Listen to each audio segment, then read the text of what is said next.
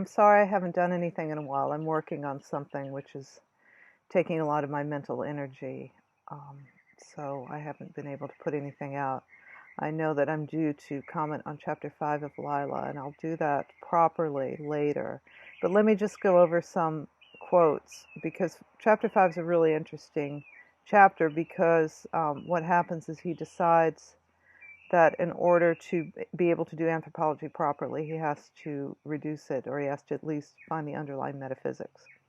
So I'm going to read the quotes that I'm going to use in the actual commentary. Mores determinate norms. These are jargon terms of sociology in which they converted things they wanted to attack. That's how you know you're within a walled city. The jargon. They've cut themselves off from the rest of the world and are speaking a jargon only they can really understand. So this is something you really see in a lot of places. We're talking about the cultural immune system, which means that you have an institution, let's just say, because we have a lot of institutions now, and they cut themselves off. They preserve the institution because it's profitable, for one thing, to do so. It maintains people's positions. It maintains a hierarchy, which I guess is sort of an evolutionary concept. And you'll notice in Lila, as we go through it, that evolution plays a major part in his theory. So let's talk about what's going on with our institutions in general, and that is the fact that they are they're all kind of falling apart in some ways, and that means that a force is coming in that's forcing a dynamic force is coming in that's forcing them to change. I've always said that Trump, whether you like him or not, is, and we'll see this concept coming up in later in Lila, the brujo, the guy who comes out of, like a different place. He's not a politician. He's a real estate developer. He comes in, he's president, and he shakes everything up. And the establishment really hates that. And but the benefit of this is that institutions that are stagnant, which our institutions are, to some degree, we see that Congress doesn't work properly. We see that things are starting to fall apart because of the stagnation, and Trump is in there shaking things up. Now, are things going to get better? Well, the typical pattern is they do eventually, but now we have this period in between them kind of falling apart and them reorganizing. And that period, who knows how long it's going to last, and who knows how destructive it's going to be. Now, in this day and age, things happen very quickly because we are so connected. There's so many. We're going to look at. I want to reintroduce something from Zen and the Art of Motorcycle Maintenance about science. So I'm going to take a little break and make an edit here and come back with that quote because I just read it. Okay, here's the part I wanted to read. Einstein said, evolution has shown that at any given moment of all conceivable constructions, a single one has always proved itself absolutely superior to the rest. And so Phaedrus is shooken up by the fact that Einstein says at any given moment. Did Einstein really mean to state that truth was a function of time? To state that would annihilate the most basic presumption of all science. That's probably true, because as we go along with science, what we consider true, the scientific truth, some scientific truths seem to last for centuries, other for less than a year. Scientific truth was not dogma, good for eternity, but a temporal quantitative entity that could be studied like anything else. So certainly, maybe 400 years ago, they didn't notice this. They thought that they came up with the absolute truth with science. But as we go on and on, we're discovering that that's not the case at all.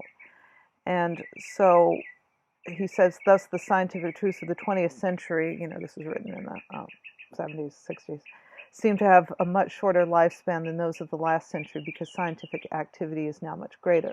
If in the next century, scientific activity increases tenfold, which it has, probably at least, then the life expectancy of any scientific truth can be expected to drop to perhaps 1/10 as long as now. So that's certainly what's happening. What shortens the lifespan of the existing truth is the volume of hypotheses offered to replace it. The more hypotheses, the shorter the time span of truth. And what seems to be causing the number of hypotheses to grow in recent decades seems to be nothing other than scientific method itself. The more you look, the more you see. Instead of selecting one truth from a multitude, you're increasing the multitude. Well, another thing that's increasing the multitude, of course, is the internet. We have more information than ever.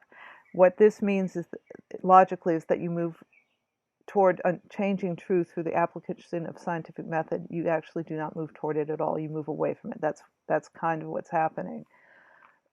Science certainly is working. There's no doubt about that. Look at the coronavirus. We're going to have a vaccine in a few months probably. And we went from completely clueless about it to actually figuring out some stuff that works very quickly. So that's a perfect example. So let's go back to Lila and see why I wanted to bring that up. You've got science, and it's changing so quickly, and everything is changing quickly in the same way because we have so much information to shake things up. We have situations where we're shaking things up, and these walled cities are kind of falling. So when we restructure them, they're probably going to restructure quickly because everything is happening very quickly. And I wanted to bring in the science thing to demonstrate why, because it's a good sort of baseline for why things are happening so quickly these days, because we just get so much information in, and that allows us to restructure our thinking. And we use scientific method. I mean, program analysis is roughly scientific method. So everything that we're doing in a program or an institution gets updated very quickly. Now it's on steroids. I mean, it's just, now we sort of see it really falling apart. And the reason for that is because this way of looking at things is no longer tenable. It's what John PVK would call combinatorially explosive. There's too much information involved in this process, and the process is beginning to break down. So one thing I keep saying, and one thing I'm working on really understanding, is changing the way we look at things to a new, let's just say, epistemology. And this is what he does in chapter 5. What he needs to do to understand anthropology is understand the underlying structure of anthropology, and the only way you can do that is metaphysically. You have to get really to the bottom. Science is trying to go for a metaphysical truth, and it can't. It just has to keep going down and down. Now we have string theory. But philosophically, you can kind of do it because it's where the consciousness of humanity is at, and that is the metaphysical structure. The metaphysics can change. I've got a feeling that Pirsig has really hit it, that the metaphysics that Pirsig has articulated are as eternal as can possibly be. They're kind of like the Tao, let's just say. And how could the Tao is always going to be there creating and destroying things, and so is quality. So he says metaphysics would be the expanded format in which whites and white anthropology could be contrasted to Indians and Indian anthropology without corrupting everything into a white anthropological walled and jargonized way of looking at things. Yes, that means that you can't look at things in terms of subjects and objects. You have to see the underlying force, let's just say, and that force is quality. Metaphysics is what Aristotle called the first philosophy. It's a collection of the most general statements of a hierarchical structure of thought. Now, what happens in this chapter is he realizes that both ways of understanding, both ways of knowing, the scientific subject-object way and the mystic way, neither of them are interested in metaphysics. The mystics don't like metaphysics because that means you conceptualize things, and the mystical is all about experience. Scientists don't like it for another reason, and I'll talk about that when I actually do the commentary because I don't remember what it is. And the last thing I want to say is we're going to talk about value, and this is interesting what he says about value.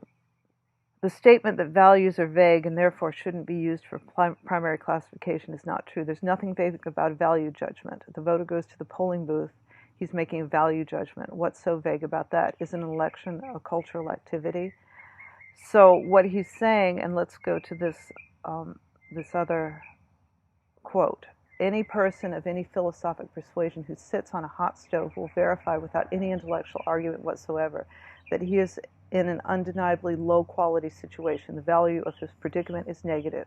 This low quality is not just a vague, woolly-headed, crypto-religious metaphysical abstraction. It is an experience. It is not a judgment about an experience. It is not a description of an experience. The value is an experience. An experience can't be denied. And you probably find this a similar statement to what Jordan Peterson had as the basis of all his reality, which is pain. You can experience pain. This is exactly the same thing. Anyone who sits on a hot stove will tell you that that's a bad experience. So this is the basis. This is as low as you can get to actually indicating something that we all can agree on. The value itself is an experience. As such, it is completely predictable. It is verifiable by anyone who cares to do so. It is reproducible. Of all experience, it is the least ambiguous, least mistakable there is. Later, the person may generate some oaths to describe this low value, but the value will always come first, the oath second. Without the primary low valuation, secondary oaths will not follow. So that's actually a demonstration of how quality creates subjects and objects. So you, as a subject, experience the pain and you create the oaths, which are objects. And that's how the metaphysics of quality works. Not so, so he says, without the prime, so what he says before this is, you think that the stove generates the oaths. Not so. The value is between the stove and the oaths. Between the subject and the object lies the value. So the subject is created by the experience, and the subject creates the object, which is the oaths. The value is more immediate, more directly sensed than any self or any object, which might be later assigned. It is more real than the stove. Whether the stove is the cause of the low quality or whether the possibility of something else is the cause is not yet absolutely certain. But that the quality is low is absolutely certain. Again, Jordan Peterson, pain is the one thing we can agree on. It is the primary empirical reality from which such things as stoves and heat and oaths and self are later intellectually constructed. So you see that there's a couple important things happening in this chapter. One is that he realizes that he can't make a comparison between two different cultures without getting to the bottom of what they share, which is this metaphysics of quality, which is what this book is going to elaborate on. And the second thing is that he's articulating how quality creates subjects and objects. So chapter 5 is very important. I'll probably redo this in a more formal way like I did the other things. I just don't have time right now. And I probably won't have time for a couple of weeks to do anything more than this kind of rambling update that I'm doing. The second thing I want to bring up is, I'm fascinated with Scott Adams, and the reason I'm fascinated with him is because there's something metaphysical in what he's doing. A lot of people object to him because they think he justifies Trump. I don't care that much about persuasion, and I probably should. We probably all should, because that seems to be the new vernacular. But from a persuasion perspective, Trump's supposed to be great and stuff, and I get that.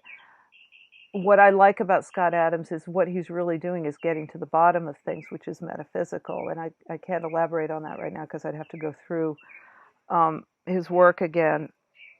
So if anyone has any ideas about that or agrees with me, let me know. He disparaged some of Paul Vanderklay's work, which was irritating to me because Paul is in our corner. But it was through a persuasion lens, and I'm sure that Paul understood that.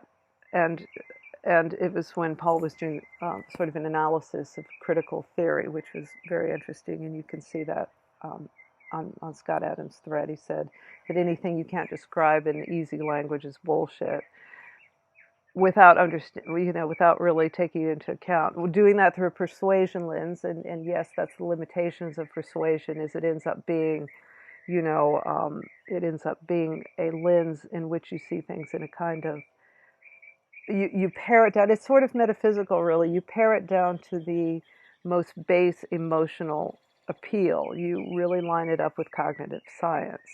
And so any nuance about theory is not welcome in the world of persuasion. but that also implies a kind of metaphysics, when you go down to the bottom of emotional appeal, and the metaphysics of quality is a value-based metaphysics. So there's an overlap there. I'm not quite sure what it is. And the last thing I wanted to say is Guy Sengstock put out a tweet that said, "What is first, love or truth?" And I responded, "Quality." And he asked me something like, "Well, does love come from truth, or vice versa?" It wasn't exactly that. And so what I said in as a parallel to what I just talked about is being that quality creates subjects and objects. First, you get the pre-intellectual sense of quality. When that quality becomes aware, you realize it's either good or bad quality. So it's either love, caring, going towards something, or hate, aversion, staying away from something. It's got to be one or the other. Otherwise, it wouldn't be salient. It wouldn't be relevant. You wouldn't realize the relevance if it didn't have an emotional appeal. Remember back to Panksepp, the seeking system is either toward or away from. So this is the base reality, which is our emotional response to the world.